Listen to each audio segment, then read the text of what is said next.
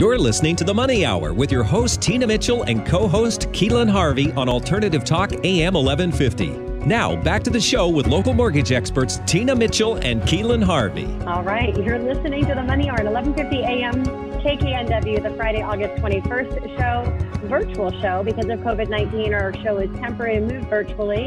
You can listen to us on podcast as well as on air on Saturday at 3 p.m. with a broadcast on Sunday at 8 a.m. I am your host, Tina Mitchell. And I'm your co-host, Keelan Harvey. Bringing in to studio each week the best of the best experts in our local market on everything money. We're here to help you in today's economy. All right, in studio right now we have Jasmine Svare of Yellow Arrow Counseling. Live your life right here at 1150 AM KKNW. Jasmine, again, welcome to the show. We're very happy to have you. Thank you. I'm happy to be here. So, Jasmine, tell us about yourself. Who are you? What do you do? Tell us about, you in general. Yeah, so my name's Jasmine Svare, and I have a podcast called the Live Your Life podcast. And so I've been a psychotherapist now for about 6 years, and I have a private practice based out of Kirkland, which I'm in Kirkland right now, obviously operating via telehealth. And I'm also a hypnotherapist, which that kind of freaks people out when I say that, but it's just, I do deep work in the subconscious. I help people understand like all the subconscious stories that they have about themselves that ultimately create their life experience. And a lot of us are not conscious of these stories that are playing out. So that's kind of the short version of who I am professionally. The name of my business is named after a hike I did across Spain. So it was a 500-mile trek where you follow yellow arrows like across the country. And so the whole idea is like, you're not alone. There's a guide, like there's a place to go and you can experience it and not feel like totally lost and undirected. Yeah, and I have to say, we don't have as much time with Jasmine as I was able to listen to her whole connection behind the name of her company. And it's just a beautiful, beautiful thing story, your beautiful way that you've named your company and the story and the why behind it. And what a gift that you have, because yes, absolutely, the space and the conversations that you have with yourself become your life experiences. And so what you're doing is so important and so needed. So Jasmine, let's talk about, what does it mean to live your life according to you? Yeah.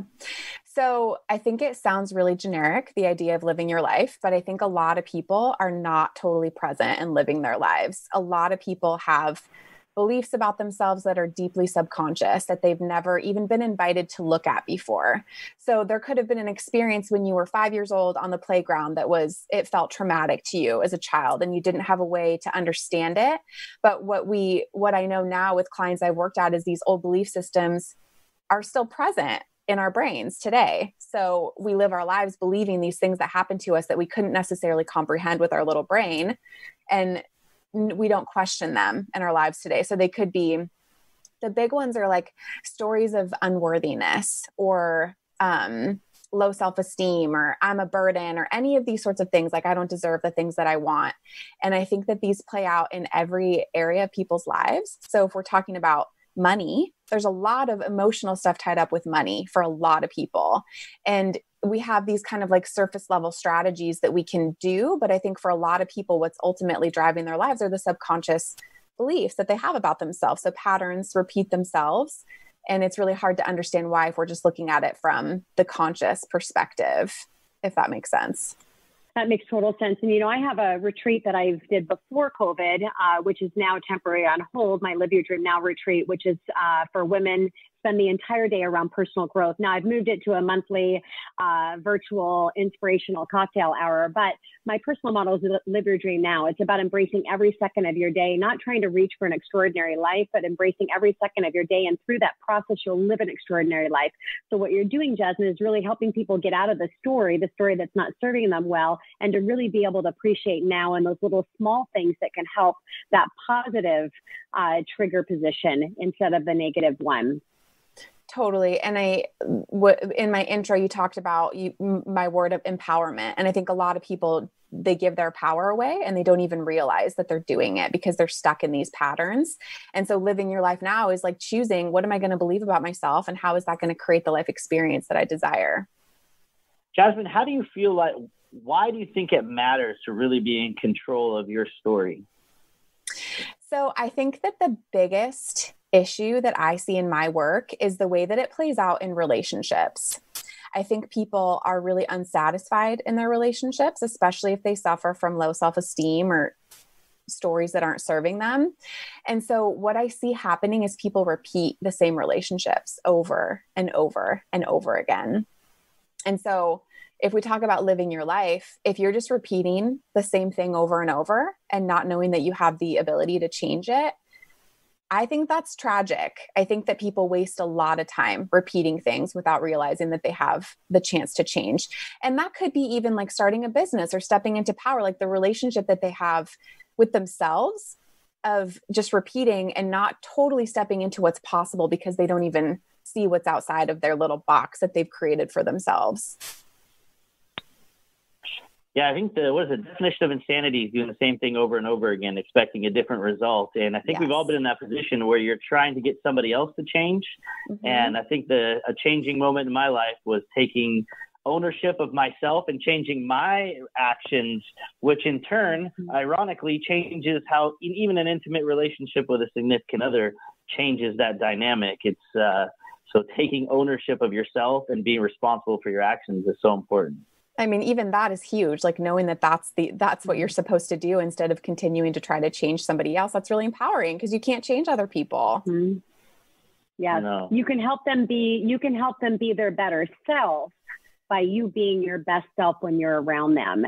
And that really is where the magic is. And I love what you say, Jasmine, really about, I say draw from your past of what serves you at a high level or lessons that you learn and why you're at where you're at now, whether it's negative or positive, so that you can learn from that process and reach for the great things in the future. And if it's not positive on both sides, then just stay where you're at right now. And, it'll help to prevent from getting in those downturns.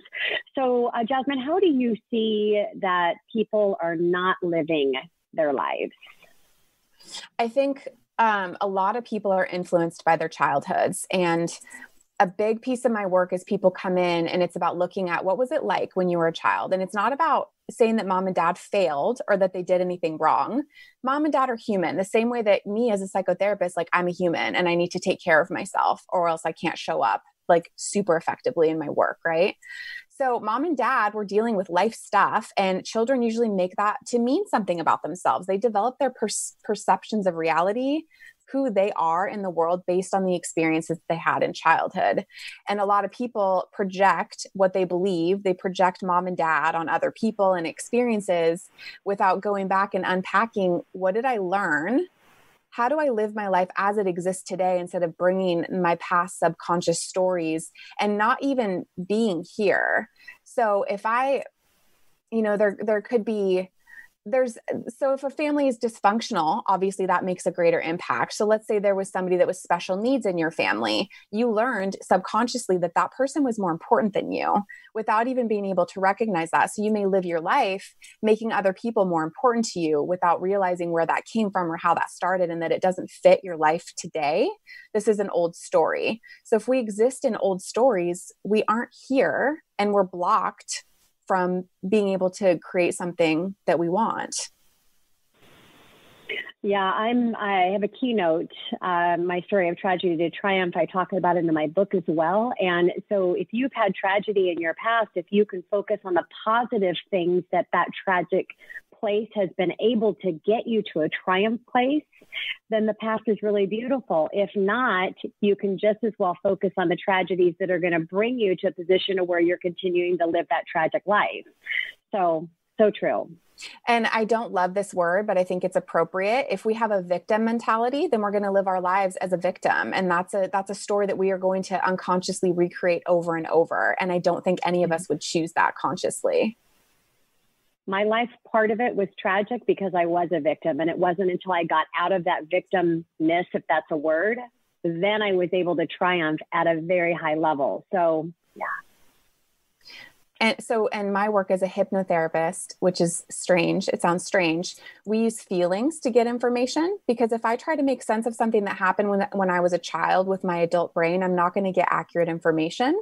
But if I use feelings as a pathway to get information, it can give us very clear information that we wouldn't be able to access otherwise. And I could go off on a tangent on that, but I won't. Well, I hate to say this. It happened so fast, Jasmine. We're already almost out of time, but I want to leave you with a couple things here for our listeners. So I'm curious to know how you live your life and how you teach that, and then any advice for people that would be looking for therapy. Yeah. So the way that I live my life is I try to be super conscious. Anytime I get upset about something, I see that as an invitation to a place that I'm not free in my life. And I do my work. I show up, I do my own therapy, coaching. I have friends who hold me accountable. That's a really big piece of my life. And I don't get hooked into things that don't serve me. If something doesn't matter, I think we're taught that like materialism and all these things are what really matters. And for me, what really matters is human connection. And like Corey was saying, like empathy and relationships, like that's the kind of stuff. The human connection is, I believe, the most important thing. And so balancing that in my life, and also not having things in my life that don't serve me or make me happy. If I have toxic anything, I don't want that in my life. Yeah, beautiful, Jasmine. They say treat other people like you want to be treated.